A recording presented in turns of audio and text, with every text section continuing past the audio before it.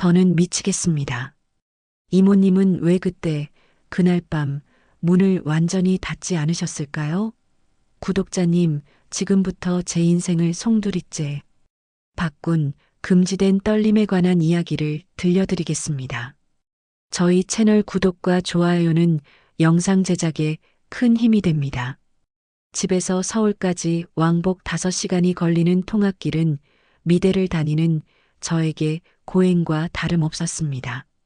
캔버스와 씨름할 시간이 부족했고 체력은 바닥났죠. 결국 저는 학교 근처 좁은 골목길 깊숙이 자리 잡은 오래된 양옥집 하숙을 선택했습니다. 그 집이 바로 제 모든 감각과 윤리의식을 송두리째 뒤흔들 사건의 무대가 될 줄은 꿈에도 몰랐습니다. 이 집의 주인은 40을 갓 넘긴 이모님이셨는데 놀랍게도 동네 작은 갤러리의 관장님이셨습니다. 이름은 김지영. 갤러리에서는 늘 단정한 슈트 차림에 날카로우면서도 우아한 미소를 지으셨지만 하숙집에서는 허름한 면바지에 늘 지쳐 보이는 모습이었습니다.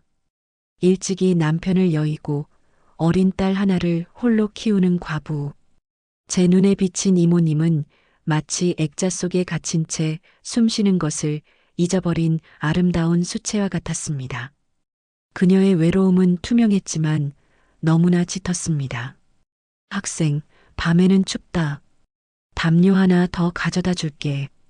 밥상 위에서 세탁물을 건네주시던 짧은 순간에도 이모님의 손끝은 늘 오래 머무는 듯 했습니다. 그 무심한 접촉 속에서 저는 미묘한 기운을 감지하곤 했습니다. 갤러리에서 작가들과 나누던 세련된 대화와 달리 집에서의 이모님은 말수가 극도로 적었습니다. 그림은 잘 돼가니? 너무 무리하지 말고. 그 짧은 문장 속에서도 깊은 우물처럼 침잠해 있는 그녀의 눈빛을 볼 때마다 저는 알 수 없는 슬픔과 공감에 사로잡혔습니다. 저는 예술을 하는 사람으로서 타인의 감정을 읽는 데는 조금 민감했던 것 같습니다. 저는 그녀의 외로움이 마치 캔버스에 덧칠된 어둠처럼 그 아름다운 형체 속에 갇혀 있음을 보았습니다. 낮에 갤러리에서 만난 그녀는 빛났지만 이 집의 어둠 속에서 그녀는 철저히 그림자에 갇힌 존재였습니다. 그 모습은 제게 끊임없이 왜 당신은 스스로를 가두고 있는가? 라고 질문하는 듯 했습니다. 관장님은 참 대단하세요. 낮에는 전시 기획하시고 밤에는 아이까지 돌보시고 제가 용기를 내어 말을 건넬 때마다 이모님은 옅은 미소만 지으셨습니다. 대단할 거 있나? 그냥 사는 거지. 그 말 속에는 스스로 억압하고 체념한 여인의 그림자가 길게 드리워져 있었습니다. 저는 그 그림자를 이해한다고 스스로 생각했지만 그 이해는 곧 동정이 되었고 그 동정은 저의 윤리적 경계를 무너뜨릴 욕망의 시작을 알리는 신호탄이었습니다. 저는 제 스스로에게 끊임없이 다짐했습니다. 너는 이 집의 하숙생일 뿐이다. 관장님은 내게 새를 놓아준 고마운 어른이시다. 그 이상, 그 이하도 아니야. 하지만 밤늦게 제 방에 앉아 그림을 그리다 들려오는 아이의 가벼운 숨소리, 그리고 이모님이 복도를 지나 욕실로 향하는 나지막한 발소리는 유난히 제 심장을 두드렸습니다. 특히 늦은 밤 그녀가 옥상 계단참에 서서 담배 한 개비를 태우는 듯한 그림자를 볼 때면 저는 숨을 죽이곤 했습니다. 그 모습은 흡연하는 여인이라기보다는 고독을 태워 없애려는 여인처럼 보였습니다. 그것은 단순한 생활 소음이나 그림자가 아니었습니다. 그것은 억눌린 생명력이었습니다. 그 생명력은 곧 제 안에 감춰진 충동과 만나 예측 불가능한 에너지로 변하고 있었습니다. 저는 그녀를 관찰하며 제가 그리고자 했던 인간의 본질을 바로 눈앞에서 발견했다고 착각하기 시작했습니다. 이 위험한 감정의 싹은 매일의 짧은 마주침 속에서 더욱 깊게 뿌리를 내리고 있었습니다. 그날은 학교 동기들과의 작업 때문에 술을 꽤 마셨습니다. 늦은 새벽 몸이 술에 취해 비틀거렸지만 뇌는 이상하게도 극도로 맑았습니다. 복도를 걷는 제 발소리가 유난히 크게 울리는 듯 했습니다. 어둠이 짙게 깔린 복도를 조심스럽게 지나가던 그때 안방 문 앞에서 제 발걸음이 멈췄습니다. 흑, 아, 낮게 깔린 신음. 분명 이모님의 것이었습니다. 아이가 옆에 잠들어 있을 시간이었습니다. 혹시 몸이 아프신 건가? 걱정 반, 호기심 반으로 저는 무심코 고개를 기울였습니다. 문은 아주 살짝, 단단히 닫히지 않은 채 미세한 틈이 열려 있었습니다. 그 틈은 마치 판도라의 상자가 열리는 입구처럼 제 이성을 집어삼키려는 듯 보였습니다. 살짝 열린 그 틈 사이로 어둠 속에서 희미하게 들어온 가로등 불빛과 안방의 정적이 뒤섞인 광경이 보였습니다. 이모님은 아이를 옆에 재운 채 이불을 깊이 끌어안고 몸을 웅크리고 계셨습니다. 한 손은 이불을, 다른 한 손은 스스로의 몸을 더듬고 있었습니다. 억눌린 욕망을 그 누구에게도 들키지 않으려는 듯 낮은 신음으로 터뜨려내고 계셨습니다. 못 참겠다. 젖은 입술 사이로 거친 숨이 새어나왔고 그녀의 어깨는 달아올라 미세하게 떨리고 있었습니다. 억지로 참아내려 했지만 그럴수록 욕망은 더욱 거친 파도처럼 그녀를 덮치는 듯 했습니다. 그 떨림은 마치 붓이 캔버스 위에서 격렬하게 움직이는 것처럼 제 눈앞에 생생한 생명의 예술로 펼쳐졌습니다.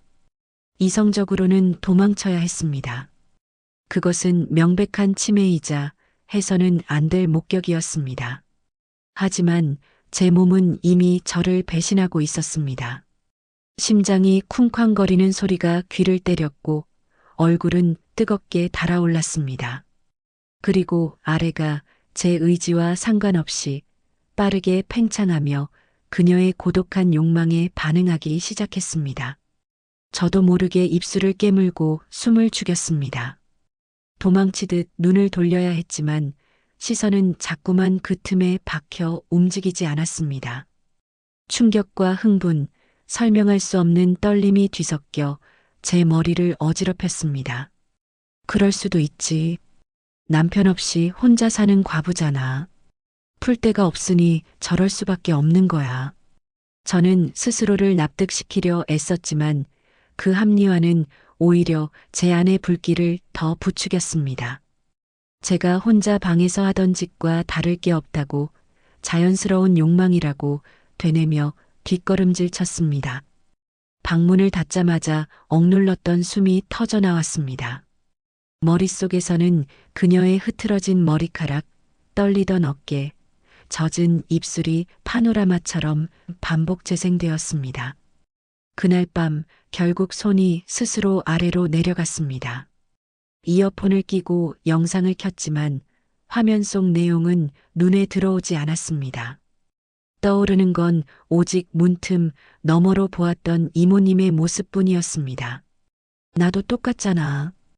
혼자서 달래는 건 누구나 하는 거잖아. 그렇게 속삭이며 저는 처음으로 그녀를 떠올리며 제 욕망을 해소해야 했습니다. 끝내 터져버린 순간 몸은 가벼워졌지만 가슴 속에는 걷잡을 수 없는 죄책감과 묘한 기대감이 함께 남았습니다. 단순한 목격이 아닌 이미 돌이킬 수 없는 공범이 된 기분이었습니다. 이 비밀의 공유는 우리 둘만의 은밀한 끈이 되어 저를 하숙집에 더욱 묶어두었습니다. 그날 이후 제 일상은 완전히 무너졌습니다. 수업을 마치고 돌아올 때 심지어 밥을 먹으며 그녀와 눈을 마주칠 때조차 저는 그날 밤의 거친 숨결을 귓가에 느끼는 듯 했습니다. 제 모든 감각은 그녀에게 맞춰져 예민하게 반응했습니다. 식사 중 이모님이 무심코 밥을 뜨려 팔을 뻗을 때마다 저는 그녀의 옷자락 안쪽에 숨겨진 어젯밤의 떨림을 상상하며 숨막힐 듯한 긴장감에 사로잡혔습니다. 저는 예술가로서 이모님의 그 고독하고 격렬한 모습에 광적으로 집착했습니다. 이것은 가장 원초적인 인간의 모습이며 최고의 예술적 영감이다. 스스로를 그렇게 포장했지만 사실은 그녀의 육체적 욕망에 대한 순수한 탐닉이었습니다. 제 캔버스 위에는 알 수 없는 붉은색과 검은색 물감들이 폭주하듯 덧칠되기 시작했습니다. 저는 그녀의 감정을 그림으로 해소하려 했지만 결국 그것은 제 자신의 끓어오르는 충동을 부추길 뿐이었습니다. 제 그림들은 어두워졌고 교수님들은 제게 무언가에 갇힌 것 같다고 평하기 시작했습니다. 그 무언가가 바로 이모님이라는 것을 그들은 알 리 없었죠. 그날은 평일이었고 저는 수업이 없어 집에 남아 있었습니다. 이모님은 갤러리에, 아이는 유치원에 갔을 시간. 저는 이 집에는 저 혼자뿐이라는 확신에 잠겨 있었습니다. 밀려드는 공허함과 함께 어제 밤의 장면이 불현듯 떠올랐습니다. 괜찮아. 아무도 없어. 이 시간에 관장님이 올 리 없지. 저는 무방비 상태로 제 방 침대에 누웠습니다. 익숙하게 영상을 켜고 이어폰을 꽂았습니다. 방문은 잠그지 않았지만 이모님이 절대 낮에 돌아올 리 없다고 믿었기에 안심했습니다. 손길은 점점 대담해졌고 호흡은 뜨거워졌습니다. 제 머릿속은 오직 문틈 너머로 보았던 그녀의 얼굴과 떨리던 어깨로 가득 찼습니다. 그녀의 모습이 마치 제 눈앞에서 재현되는 것처럼 저는 완전히 그녀의 욕망에 취해 있었습니다. 심장은 빠르게 뛰었고 온몸은 금방이라도 터질 듯 긴장했습니다. 그때였습니다. 외부에서 들려오는 작은 인기척조차 느끼지 못했던 그 순간, 갑자기 방문이 열리며 너무나 익숙해서 더 충격적인 목소리가 들려왔습니다. 학생, 점심은 챙겨 먹었니? 갤러리에 잠시 들고 갈 게 있어서. 저는 얼어붙었습니다. 고개를 돌리자 문가에 서 있는 이모님이 보였습니다. 갤러리용으로 다시 갈아입은 듯한 깔끔한 블라우스 차림. 놀란 두 눈동자가 무방비 상태의 저를 똑바로 마주했습니다. 이어폰 소리에 묻혀 듣지 못했던 그녀의 짧은 발걸음 소리. 몸을 가릴 겨를도 없이 저는 수치와 당혹감 속에서 그대로 그녀와 눈이 마주쳤습니다. 방 안은 정적에 잠겼고 숨소리마저 천둥처럼 울리는 듯 했습니다. 이모님의 얼굴은 놀람과 당황으로 얼어붙어 있었지만 그 눈동자 속에서 저는 또 다른 빛을 읽었습니다. 그것은 마치 내가 감히 내 욕망을 따라 하고 있었느냐고 묻는 듯한 미묘한 질책과 호기심이 뒤섞인 빛이었습니다. 그 빛은 제게 감춰진 것을 공유하자고 말하는 듯 했습니다. 문은 천천히 마지못해 닫혔습니다. 저는 침대에 그대로 얼어붙은 채 몸을 덮고 호흡만 가쁘게 이어갔습니다. 수치심이 저를 짓눌렀습니다. 들켜버렸다. 그녀의 가장 은밀한 비밀을 목격한 공범이 이제 자신의 은밀한 행동까지 들켜버렸다. 저는 최악의 상황을 상상하며 이불을 뒤집어 썼습니다. 심장이 진정되기도 전이었습니다. 방문이 다시 열리는 소리가 들렸습니다. 착각이었나? 아니, 이건... 고개를 들자 이모님이 문가에 서 계셨습니다. 처음의 당혹스러움은 이미 사라지고 없었습니다. 그 얼굴에는 갤러리 관장의 냉정함도 아이 엄마의 자애로움도 없었습니다. 오직 흥분과 욕망만이 붉게 물들어 있었습니다. 눈빛은 흐릿하게 풀려 있었고 거친 숨결이 멀리서도 느껴졌습니다. 붉게 달아오른 입술 사이로 아주 작은 그러나 듣는 사람을 미치게 하는 신음이 흘러나왔습니다. 저는 여전히 얼어붙은 채 움직이지 못했습니다. 하지만 그녀는 주저함이 없었습니다. 발걸음 하나하나마다 바닥이 울리는 듯했고 방 안의 공기는 마치 유화물감처럼 끈적하고 뜨겁게 변했습니다. 그녀의 낮은 목소리가 제 귀에 꽂혔습니다. 괜찮아. 내가 해줄게. 이모님의 손이 나의 거기를 부드럽게 잡았습니다. 그 순간 숨이 멎는 듯 했습니다. 그러나 이미 제 몸은 주체할 수 없는 속도로 그녀의 구원에 반응하고 있었습니다. 그녀는 침대 옆에 앉았습니다. 가까워진 채취는 저를 덮쳤습니다. 땀과 비누 향, 그리고 지금은 억압이 터져나온 욕망의 은밀한 향기까지 이모님의 손끝이 주저함 없이 제 아래를 움켜잡았습니다. 놀라움에 식어가던 제 몸은 거침없이 커지기 시작했습니다. 제 심장은 귀를 찢을 듯 크게 뛰었고 숨은 가빠져 금방이라도 끊어질 것 같았습니다. 그녀의 눈은 이미 제어할 수 없는 욕망으로 가득했고 살짝 젖은 머리카락이 뺨에 달라붙어 있었습니다. 입술이 파르르 떨리며 마치 제 이름을 부르려 했지만 결국 아무 말도 하지 못한 채 숨만 내뱉고 있었습니다. 갑자기 그녀가 몸을 기울였습니다. 뜨거운 체온이 그대로 제 위를 덮쳤습니다. 얇은 옷자락은 금세 밀려났고 이젠 아무런 장벽도 남아있지 않았습니다. 아, 더는 못 참겠어. 너무 오래 참았어. 이젠 네가 필요해. 이모님의 목소리는 낮고 떨렸지만 그 속에는 오랜 갈증 끝에 터져나온 절박함이 묻어 있었습니다. 그녀의 숨결이 제 목덜미를 훑고 지나가자 온몸이 전율하며 뒤틀렸습니다. 그녀의 손길은 더 거칠어졌고 제 몸을 움켜쥐는 힘은 주저함이 없었습니다. 저는 아무 말도 할 수 없었습니다. 머리는 멈추라고 소리쳤지만 몸은 이미 그녀의 뜨거운 열기에 잠식당하고 있었습니다. 한 번도 느껴보지 못했던 원초적이고 격렬한 감각이었습니다. 이모님의 입술이 제 입술에 닿았습니다. 뜨겁고 젖은 숨결이 섞이며 순식간에 방 안의 공기는 폭발할 듯 치솟았습니다.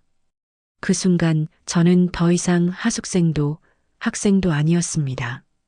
저는 단지 그녀의 욕망을 풀어줄 남자였고 그녀는 억눌린 삶에서 해방되고 싶은 여인이었습니다. 옷자락은 바닥으로 흘러내렸고 서로의 체온은 거칠게 부딪혔습니다. 그녀의 몸은 이미 흠뻑 젖어 있었고 움직일 때마다 미세한 소리가 방 안을 채웠습니다. 그 소리는 저를 더욱 미치게 만들었습니다. 숨과 숨이 뒤엉켰고 온몸은 땀으로 젖어갔습니다. 그녀는 더 이상 억누르지 않았습니다. 거칠고 저돌적인 움직임으로 저를 덮쳤고 저는 그 흐름에 휩쓸려 어디론가 빠져들었습니다. 시간은 멈춘 듯 흘러갔고 남은 것은 오직 몸과 몸의 부딪힘이 만들어내는 격렬한 떨림뿐이었습니다. 얼마나 흘렀는지 알 수 없었습니다. 다만 모든 것이 폭발하듯 터져나왔을 때 방 안은 숨소리와 떨림으로 가득 차 있었습니다. 그녀의 몸은 제 위에서 파르르 떨렸고 저는 그 떨림을 온몸으로 받아냈습니다. 한참이 지나서야 서로의 몸은 힘을 잃고 뜨거운 여운 속에 지쳐 바닥에 가라앉았습니다. 모든 것이 끝났을 때 방 안에는 거친 숨소리와 땀 냄새만이 남아 있었습니다. 서로의 몸은 뜨거운 여운 속에 지쳐 바닥에 가라앉았고 시간은 마치 정지한 듯 조용히 흘렀습니다. 저는 눈을 감은 채 아직도 몸 위에 남은 그녀의 체온을 느꼈습니다. 떨리던 손길, 달아오른 숨결, 그리고 주체하지 못했던 그 저돌적인 움직임까지. 잠시 후 이모님은 천천히 몸을 일으켰습니다. 젖은 머리카락이 얼굴에 달라붙어 있었고 눈빛은 여전히 흐릿했습니다. 그러나 그녀는 아무 말 없이 흩어진 옷가지를 주워 입었습니다. 마치 방금의 일은 꿈처럼 순간의 착각처럼 덮어버리려는 듯 행동했습니다. 저는 그 모습을 바라보며 무슨 말을 해야 할지 몰랐습니다. 이건 잘못된 거예요. 라고 말해야 할까? 아니면 계속 이렇게 해도 될까요? 라고 속삭여야 할까? 하지만 목소리는 나오지 않았습니다. 혀끝에서 맴도는 말들은 모두 목구멍에 걸려 숨소리로만 흩어졌습니다. 그녀는 제게 잠시 시선을 주었습니다. 그 눈빛 속에는 후회도, 안도도, 그리고 아직 가시지 않은 욕망의 그림자도 섞여 있었습니다. 그러나 끝내 입술은 열리지 않았습니다. 그저 미묘한 침묵만이 오갔습니다. 공부 열심히 해. 잠시 후 그녀가 내뱉은 말은 방금의 격렬한 관계가 마치 꿈처럼 순간의 착각처럼 덮어버리려는 듯 하숙집 주인으로서 평범하게 건네던 말과 다를 바 없었습니다. 그리고는 조용히 문을 열고 나갔습니다. 방 안에는 다시 정적이 흘렀습니다.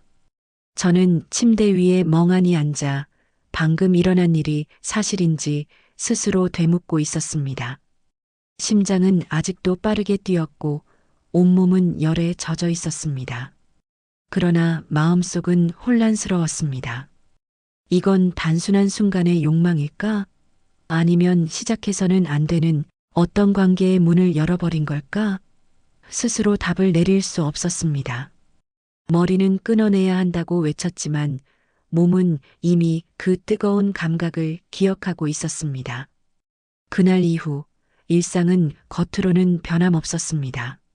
하지만 짧은 눈빛이 스칠 때마다 젓가락질을 하는 그녀의 손목, 움직임 속에서도 저는 그날의 열기와 떨림을 읽었습니다. 모두 잊은 듯 행동하는 그녀와 잊지 못해 흔들리는 저. 그 간극은 점점 더 커져만 갔습니다. 저는 갤러리를 방문할 때마다 그녀의 행동을 예민하게 관찰했습니다. 평소처럼 단호하게 작가들과 계약을 논하고 우아하게 손님을 응대하는 그녀의 모습 뒤에서 저는 제 방에서 몸을 떨던 여인을 보았습니다. 그 이중성은 저를 미치게 만들었습니다. 제 그림은 더욱 어두워지고 파괴적으로 변했습니다. 나는 지금 이 관계를 예술로 승화시키고 있는 것인가? 아니면 단순히 그녀의 추락에 동참하고 있는 것인가? 제 자화상 속의 눈동자는 점점 더 불안하고 갈망으로 가득 찼습니다.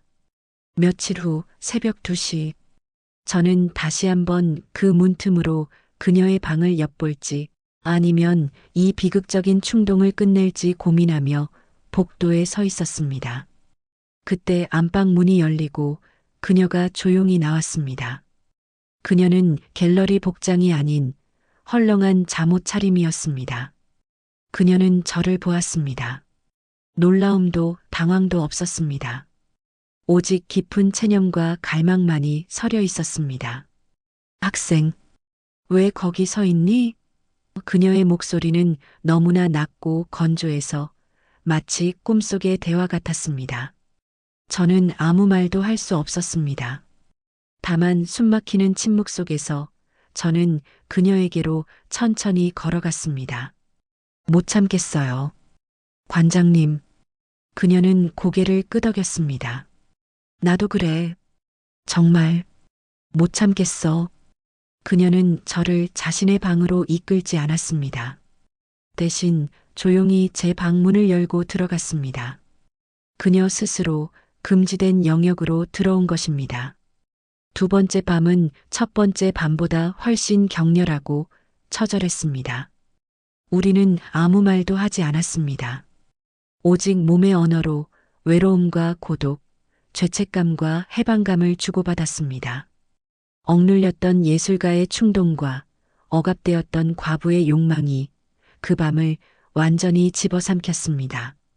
새벽녘 그녀가 제 옆에서 조용히 잠들었을 때 저는 깨달았습니다. 우리는 이미 서로에게 구원이자 파멸이라는 것을. 이 관계는 이제 끝낼 수 없는, 영원히 덧칠될 수밖에 없는 어두운 그림이 되어버렸습니다. 이후로도 우리의 관계는 은밀하게, 그러나 걷잡을 수 없는 속도로 지속되었습니다. 그녀는 여전히 낮에는 완벽한 큐레이터이자 어머니였고, 저는 불안한 미술학도였습니다. 하지만 밤이 되면 그 모든 역할은 사라졌습니다. 우리는 복도에서 마주칠 때조차 눈빛으로 은밀한 신호를 주고받았습니다. 밥상 위에서 그녀가 무심코 덜어주는 반찬 하나, 문단속을 부탁하는 짧은 한마디에도 밤의 맹렬한 기억이 숨어 있었습니다. 저는 이 관계 속에서 엄청난 죄책감과 동시에 이전에는 느껴보지 못했던 광기 어린 창조의 에너지를 얻었습니다. 제 캔버스는 그녀의 고독과 저의 탐닉으로 가득 채워졌습니다. 하지만 그 작품들은 저와 그녀의 관계처럼 파괴적이고 위태로웠습니다. 저는 제 자신을 잃어갔지만 그 상실 속에서 역설적인 만족감을 느꼈습니다. 어느 날 그녀의 딸이 제 방 앞에서 그림을 그리고 있었습니다. 제 방문이 아주 살짝 열려 있었죠. 저는 소스라치게 놀라 문을 닫았습니다. 그 작은 아이의 눈동자가 마치 우리 둘의 비밀을 알고 있는 듯한 순수한 경멸을 담고 있는 것만 같았습니다. 그때 비로소 저는 이 관계가 우리 둘만의 파멸로 끝나지 않을 수도 있다는 더 거대한 두려움에 사로잡혔습니다. 우리는 이 금기를 언제까지 이어갈 수 있을까요? 이 비밀이 밖으로 새어나가는 순간 그녀의 삶과 저의 미래는 송두리째 무너질 것입니다. 저는 매일 밤 그녀의 방문이 열리기를 바라면서도 동시에 이 악몽이 끝나기를 간절히 기도합니다. 오늘의 이야기는 여기까지입니다. 여러분이라면 어떻게 했을까요? 이 위험한 불씨를 처음부터 꺼트렸을까요? 아니면 억압된 외로움 속에서 시작된 이 금지된 관계를 결국 끝까지 파멸로 이끌었을까요? 제게 남은 것은 예술적 영감일까요? 아니면 윤리적 붕괴일까요? 여러분의 깊은 생각과 감상을 댓글로 남겨주세요. 구독자님들의 다양한 의견을 기다리겠습니다.